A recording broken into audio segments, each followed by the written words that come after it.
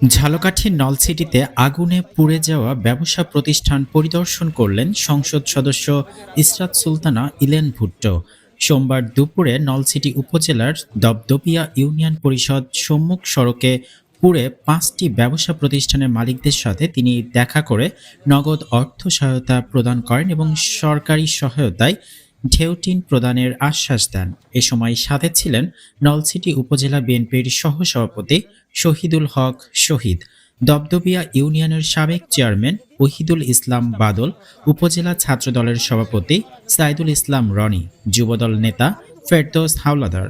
গত ৪ March electronic short সার্কিটের মাধ্যমে অগ্নিকাণ্ডের রাজীব সেন্টার সহ বেশ কয়েকটি দোকান পুড়ে কয়েক লক্ষাধিক টাকার ক্ষতি হয়। এরপর তিনি একই ইউনিয়নের রাজাখালী গ্রামে অগ্নিকাণ্ডে ক্ষতিগ্রস্ত রুস্তম হাওলাদার ও সোহাগ হাওলাদারের পরিবারের মাঝে নগদ অর্থ প্রদান করেন। আমি আসলে মর্মাহত দুঃখিত, এটা আশা করতে পারি নাই। এইখানে এই 5টা দোকান ভেঙে গেছে বা পড়ে গেছে, এই জন্য আমি অত্যাধিক মর্মাহত।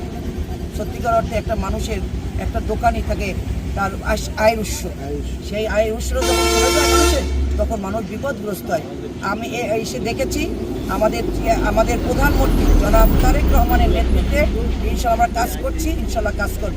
অবশ্যই আমাদের প্রধানমন্ত্রীদের অনুদান আমি ইনশাল্লাহ আপনাদের এখানে পৌঁছে দেবো, সেই বিশ্বাস এবং আস্থা আপনারা রাখবেন।